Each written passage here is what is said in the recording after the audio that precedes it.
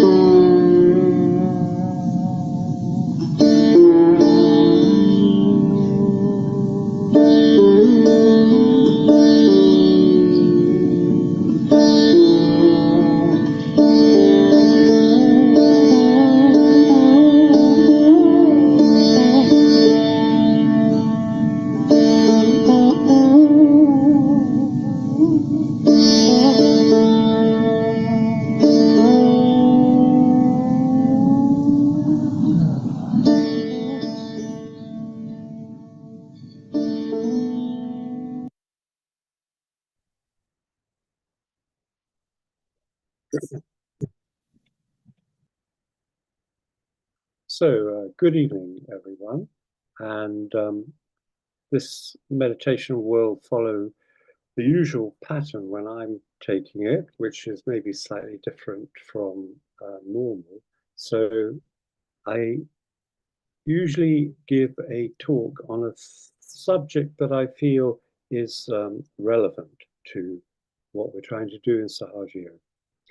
And then we have, as usual, an extract from a talk with Sri Mataji's, and then some music and meditation. A few weeks ago, I prepared a talk for one of these sessions, which in the end I didn't give, but I was reminded of it the other day when J.D. Vance, the US Vice President, gave a speech at the Munich Security Conference, chiding the European heads present for increasingly falling short when it comes to free speech and democracy. It was a highly controversial speech and was mostly met with stony silence, outrage, and grim denial, and tears. However, he touched on the same point that I had been raising in the talk I didn't give, and actually cited the same example that I'd chosen. So tonight I thought I would return to it. The example was something really extraordinary that happened a while back, but which was barely reported in the mainstream media, if at all. In fact, that was one of the most extraordinary things about it. We often see the word Orwellian being thrown around, but this really was Orwellian. A man, a Christian, one Adam Smith Connor, was found guilty of praying. Yes, of praying silently in the street in contemporary Britain. He received 2-year conditional discharge and was ordered to pay costs. To put it another way, 3 minutes of silent prayer led to 2 years of legal proceedings, a 3-day trial, a criminal conviction, and a £9,000 fine. How could something like this have happened? The original incident took place in 2022, 3 years ago. It was captured on camera by the man himself. You can see it on YouTube. In the video, you see 2 police officers, or actually community support officers employed by the local council, but dressed exactly like police officers, approaching him. The female one inquires about his activities. Of course, at this point, he could have said that he was trying to remember what it was that his wife had told him to get from the corner shop, but instead he tells the truth. And when he says he's praying, she asks him if he's aware that he's in a council-designated safe zone. It's an area around an abortion clinic, which is in fact some distance away and out of sight. Then she asks him, what is the nature of his prayer? Yes, she actually asks him that. He says he's praying for his son. The policewoman, or pseudo-policewoman, goes on and on, very politely, it has to be said, but in an unhurriedly relentless way, leading up to the fact that he is in breach of a Public Spaces Protection Order, or PSPO, a broad censorship order enabled by the 2014 Anti-Social Behaviour, Crime and Policing Act. Councils can use this for various reasons, and here in Bournemouth, it was being used to protect abortionists and people having abortions. At the time, it was being used for this purpose by 5 councils. It's now being rolled out across the country. The man, Smith Connor, replies to the woman's questions in a quiet, mild voice. Although he's a former soldier who had served in Afghanistan, there's nothing in the least aggressive or threatening in his manner, and he denies being disapproving. He's just praying, he says. The son in question was aborted some years ago, an action he now deeply regretted. There was nobody else around, no one was being harassed. He wasn't speaking his prayer out loud, he wasn't holding a placard. He made it very clear later that he was completely opposed to the harassment of women on what could be one of the worst days of their lives. And from his perspective, what he was doing was offering support. And it's very hard to see how the policewoman, for all her softly spoken unctuousness and I'm sorry for your loss, and so on, was doing anything else but picking an easy target to bully in a particularly nasty way. Anyway, when the case finally came to court, the judge found Smith Connor guilty of breaching the PSPO, saying that at one point his head was seen slightly bowed and his hands were clasped, and that he was capable of being seen. He was engaged in prayer, and it would have been perceptible to an observer, and adding that his silent prayer in the buffer zone could have had a detrimental impact on those attending the clinic, even though he was not directly interacting with anyone. Anyway, the long and short of it is that he was convicted of a thought crime, perhaps the first person in England in modern times, or ever, to be so convicted. But I don't want to spend too much time talking about this one incident. What I really want to do is consider the wider implications of this from our point of view. The most obvious implication is that this is the thin end of the wedge. What's coming next? If they're going to go after people simply for praying, where are they going to stop? If they can criminalize people for thoughts in their heads, what can't they do? That's one point I feel we should be aware of. But there's something else. On the one side of the issue, we have this attitude of Christians like Smith Connor. It's evident here regarding the abortion issue, but also it's been evident, more evident actually, in gender issues, where quite a lot of Christians have been found guilty of gross misconduct and fired from their jobs in the teaching profession for so-called misgendering someone by not using their preferred pronouns, or by protesting about the teaching of trans ideology in schools. For example, there was the case of Christy Higgs, which was in the news the other day, who was sacked from her role as a pastoral administrator and work experience manager at a secondary school in Gloucestershire after an anonymous complaint from a parent at the school. What she had done was share posts on her personal Facebook account, raising concerns about lessons in LGBTQ+ relationships, not at the school at which she worked, but at her son's Church of England primary school. Apparently, she was not dismissed for her expressing her opinions, but for doing so in a way which, quote, could reasonably have caused and did cause others, or one person anyway, to think she was expressing homophobic or transphobic views. Finally, a week ago, after nearly 7 years, it was found at the Court of Appeal that the decision to sack her for gross misconduct had been unlawfully discriminatory and disproportionate, so she won her case in the end. However, a spokesman for Stonewall, the influential gay rights group, said afterwards that the Court of Appeal's ruling was a judgment on the proportionality of her dismissal, not an endorsement of the beliefs she expressed. In other words, she was still in the wrong to express her beliefs and to hold them in the first place. It was just that her misconduct hadn't been quite gross enough to merit her losing her livelihood. One further example was that of Ben Dybowski, who was dismissed from his teaching assistant position in a Christian school near Cardiff simply because he asked, when supposedly in a safe space, as they call it, during a diversity and inclusion seminar, if his Christian views might be considered discriminatory. He was asked to say what those views were, and he gave a few examples. The next day, he was summoned by the headmaster and dismissed, in spite of saying he hadn't and wouldn't express those views in the school, but suggesting that on social media, unconnected with the school, he ought to be able to say what he liked if he wished to. In short, for holding mainstream Christian opinions in a supposedly Christian school, the headmaster wasn't merely dismissing him, he was trying to finish off his career. It could be said that what this is all about is protecting the rights of diverse children and protecting women from harassment and so on. But it's hard not to notice that it's very often specifically Christian beliefs that are being judged as unacceptable, inadmissible, and plain wrong, and that the Christians who maintain them must be made an example of, fined or sacked, cancelled, and punished. So what we have here, I think, is an attack on Christian beliefs. I think we can say that.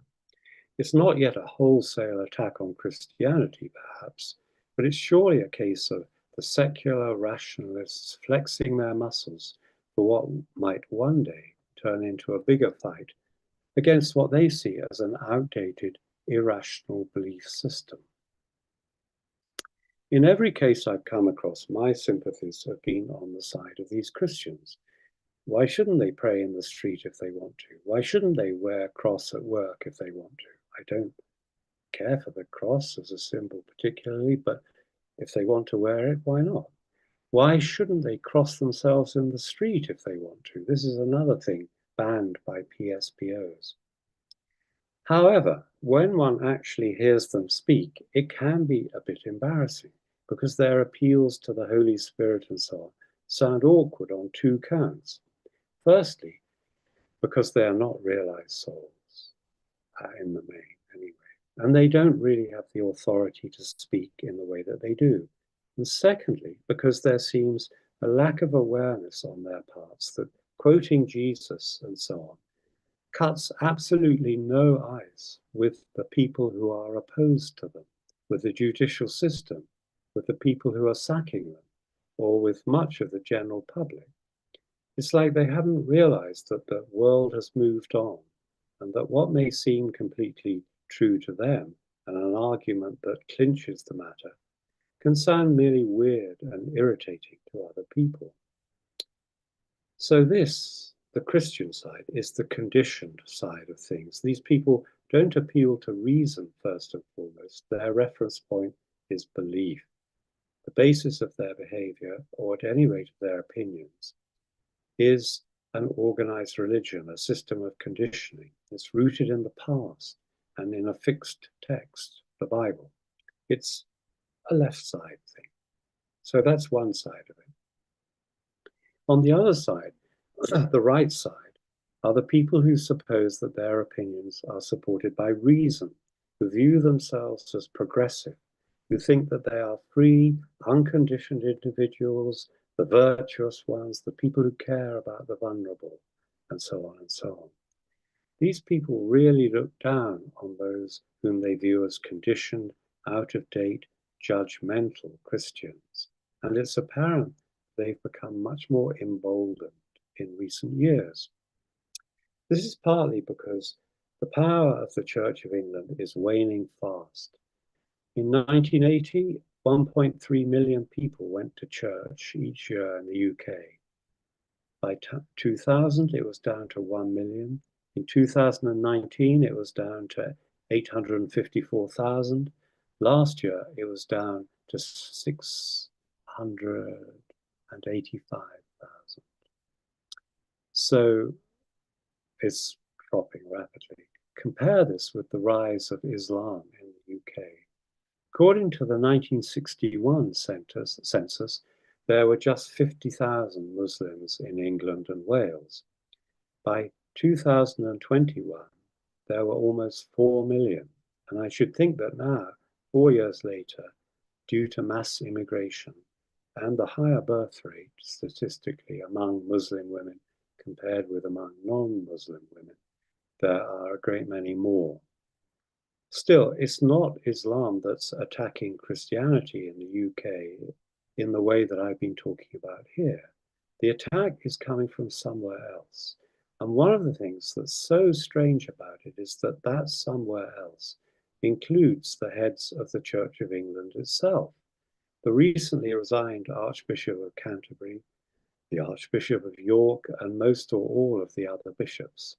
They are anxious to be seen as progressives, as making the church relevant, as supportive of reparations for slavery, as supportive of gay pride, and to some degree, as supportive of gender ideology. They are trying to keep a foot in both camps, that of the traditional views of the church and that of progressive politics. And because of this, they've done very little to help individual Christians caught up in these culture wars, even when those Christians have been thrown out of supposedly Christian schools. Personally, I can't see that people like ex-Archbishop Welby have any connection with or knowledge of or faith in Christ at all. People like him are far more like Robespierre and others during the French Revolution, who were prepared to keep something of Christian morality, but rejected the divinity of Christ himself. Welby and co. have shown themselves to be aligned with other so-called progressives who are very keen on social justice. What they understand by social justice is best summed up by the acronym DEI, diversity, equity, and inclusion or inclusivity. But beyond this, or underpinning it, is what Thomas Sowell, the great American economist, calls a quest for cosmic justice. He says, to quote, "In a sense, proponents of social justice are unduly modest. What they are seeking to correct are not merely the deficiencies of society, but of the cosmos. What they call social justice encompasses far more than any given society is causally responsible for. Crusaders for social justice seek to correct not merely the sins of man, but the oversights of God or the accidents of history. What they are really seeking is a universe tailor-made to their vision of equality. They are seeking cosmic justice." This is particularly clear when it comes to this business of equity, which is a word that we use a lot, but what exactly it means is not always obvious. But it's about much more than equality of opportunity. It's about equality of outcome.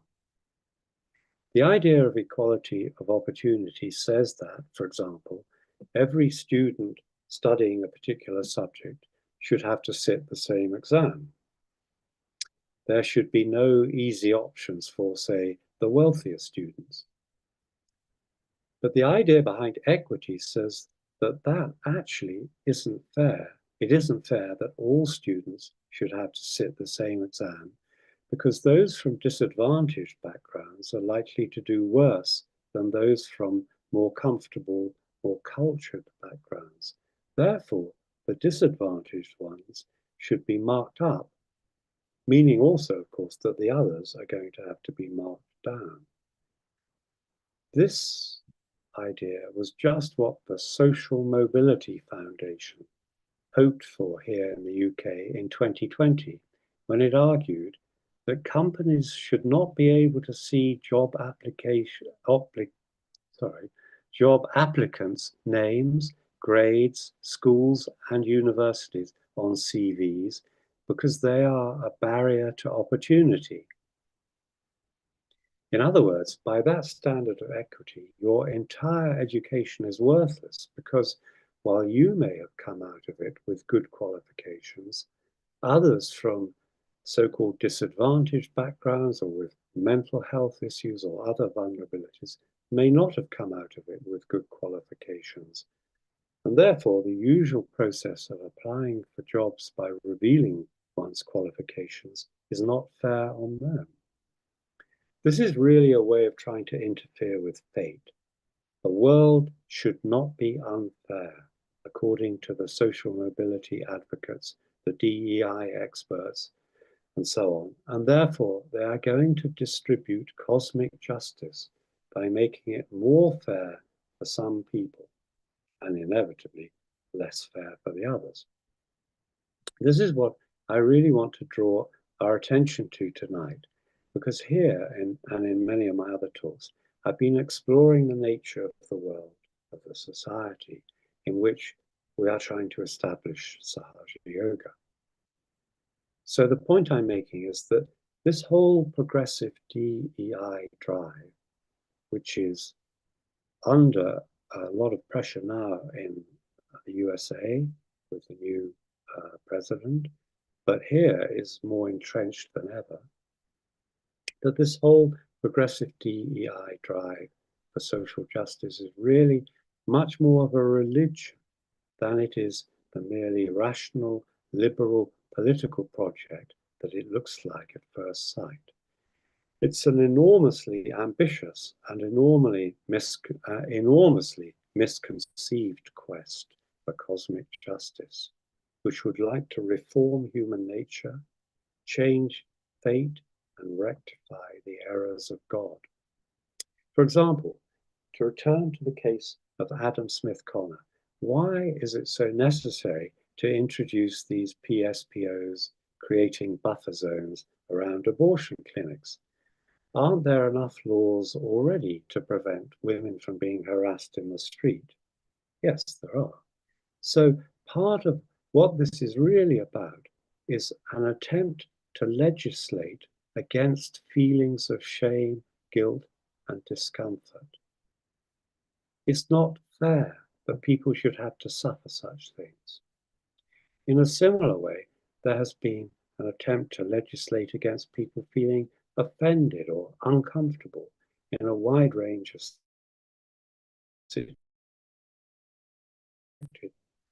sex, and which of course is ridiculous. I mean, how can you legislate against feelings? I think this is one of the reasons, though, why the progressives have gone after Christianity, because it's actually a rival religion. Their new moral religion, a religion without a God, is being pitted against the old Christianity, or at least against the church's interpretation of Christ's teachings. And it particularly dislikes the church because it has come to be associated with ideas of guilt and shame, right and wrong. It's for the same quasi-religious reasons that all those European politicians, when J.D. Vance raised the issue of Smith-Connor and the state of free speech in Europe in general, far from saying, but this is terrible, what kind of world are we creating? Tell us more. We're turning into Big Brother. We must do something about it. Instead of saying that, they got really angry with him. They couldn't see that they were doing anything wrong, that there might just be something questionable about their attempt to impose cosmic justice. And of course, its corollary, cosmic injustice, on people, whether they like it or not. The Scottish government, which actually has been arresting people today, an old lady of 75 was arrested for standing outside an abortion clinic. The Scottish government was particularly incensed with Vance, in spite of having tried for years to make it a crime to express your own opinions in your own home, if those, in their eyes, those opinions are the wrong ones. Not even your own home should be sacrosanct as far as the quest for cosmic justice is concerned. So Vance's audience wasn't apologetic at all. That he was a Christo-fascist was one of the many insults I saw being thrown around afterwards. Meanwhile, to finish, we're in the middle of this with our own project based on the central channel with the actualization of Kundalini awakening. We're trying to establish the true religion, the inner Dharma, and we're not just up against the old, conditioned, decaying religions which don't want to know about Shimachi. We're up against this new religion, the ego, too. So, anyway, it's something to think about. We're going to play part of a talk, famous talk, The Problem of the Ego. And this is the bit where Srimataji mentions the nice old nursery rhyme about Humpty Dumpty. Okay, so I'll hand over to Pretty and afterwards for meditation.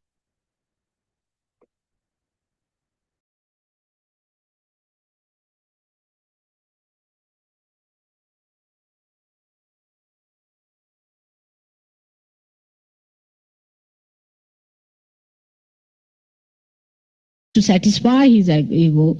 And if his ego is not satisfied by something, he doesn't feel satisfied. I don't know what should you call him. Now, how to overcome this ego? Because people start seeing gradually this. It happens.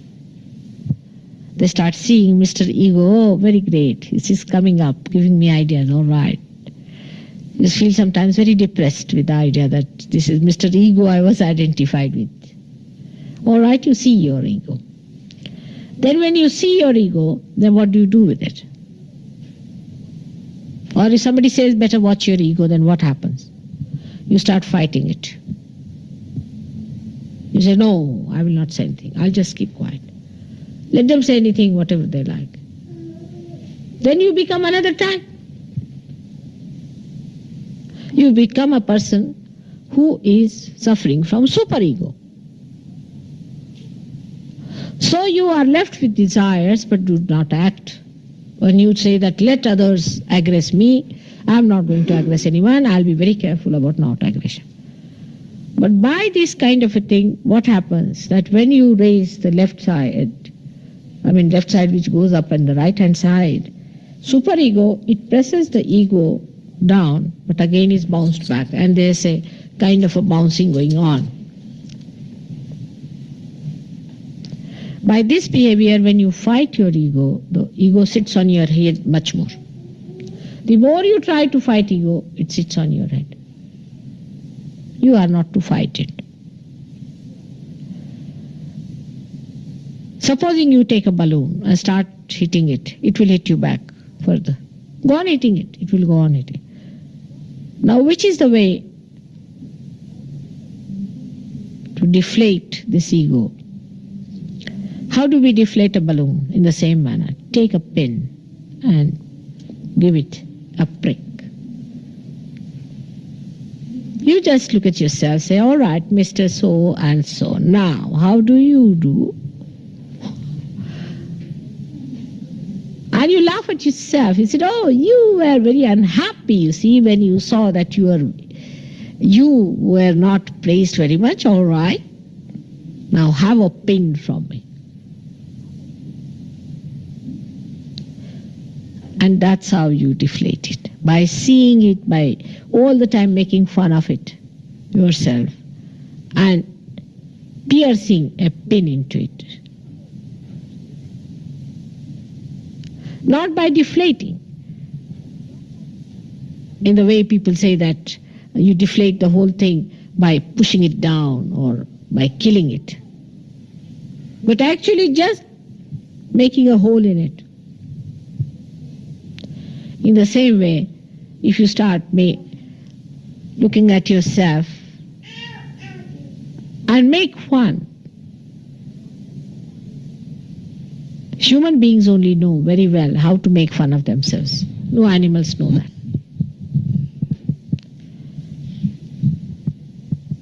If you learn how to make fun of yourself, your ego will go down. Otherwise, this ego will suggest whatever you are doing is the best, this has to be done, that has to be done, I am the best, I am doing everything good. And you might be torturing someone, aggressing someone, you might be just playing into the hands of ego like a madcap. And you might be real madcap, but you don't know that you are. Because with ego, a person becomes successful, so-called. He becomes very brilliant, shines out, in competition he comes up, and nobody dare say a word to him, otherwise he'll have punch on the nose. You say. So also he becomes very mighty and powerful, and everybody hankers after such a behavior and such a thing. But a time comes when he realizes that I was hanging in the air. I forgot my basis. And now I have to come down like Humpty Dumpty sat on a wall. And they had a great fall. Such a beautiful, this thing is written long time back. And all the king's horses and all the men could not put Humpty Dumpty back again into its own shape, you see. So don't be Humpty Dumpties. And don't live with that idea of being a Humpty Dumpty. It's a simple thing to fight your ego. And that happens very often in Sahaja Yoga. It's a very common happening in Sahaja Yoga, where your Kundalini itself, you see, creates such situations that you are flabbergasted at your ego. You don't have to judge others, just see yourself, because it is for your own good. If somebody is egoistical, it makes no difference to you. Or non-egoistical makes no difference. Only thing is you should really see for yourself what is good and what is bad. That's how it works out. Otherwise, I always say that when I give a lecture, immediately we start thinking of somebody who we think to be egoistical. Actually, I'm saying to each one of you to see it. It would be a better idea.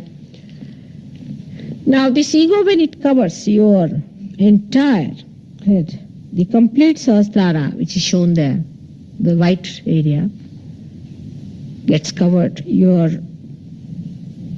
Brahmarandra, the portion from where the Kundalini has to pierce, also gets covered. It's very difficult. The whole thing is covered. And this is small here. The gap is here. Now, you cannot open the gap here. You have to open the gap here. So this has to go back like that. And this has to come up in the center like that. Then only Kundalini can come up. So what happens at such stage? You will find such people have a left hand very weak and right hand throbbing. So you raise their left, put to the right. Again raise their left, put to the right. Again raise their left, put to the right. So you bring down the ego like this. And once the ego comes down,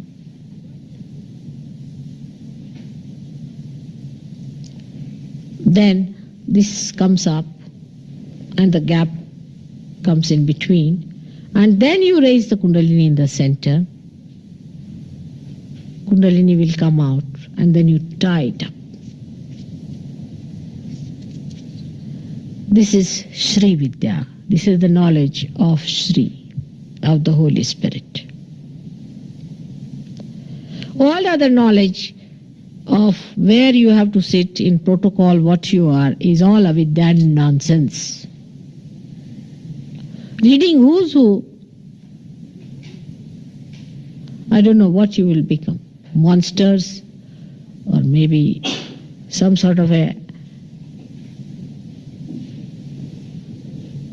Frankenstein style personality. This is the Vidya. Shri Vidya is the secret Vidya of the Holy Ghost, by which you balance your ego with superego. Your desire and action should be equal. And then raise the Kundalini, put it up and tie it up.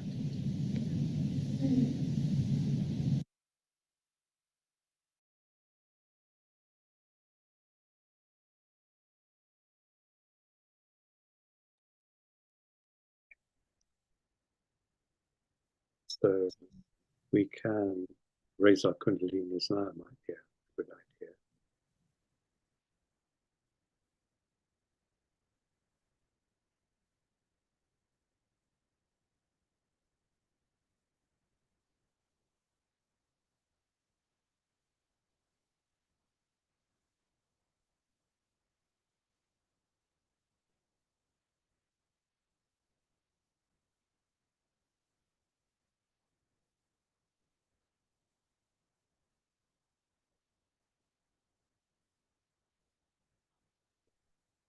If we just witness, if we can, all these things that are going on in our society, witness in a compassionate, benevolent way,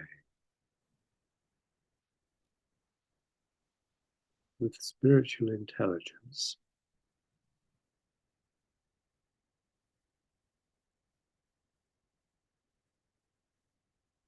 with forgiveness.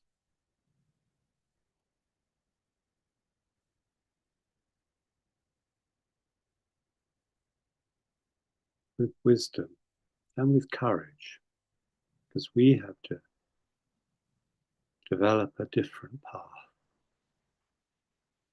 a much higher path, and show that example to others around us. And in that way, it can have an effect on the whole society. Okay, so I'll ask Pretty to put the music back on. It's not a very good recording, but it's sublime music, and you can always turn the volume off if you prefer. And then we'll go on to nearly 9. Jai Shri.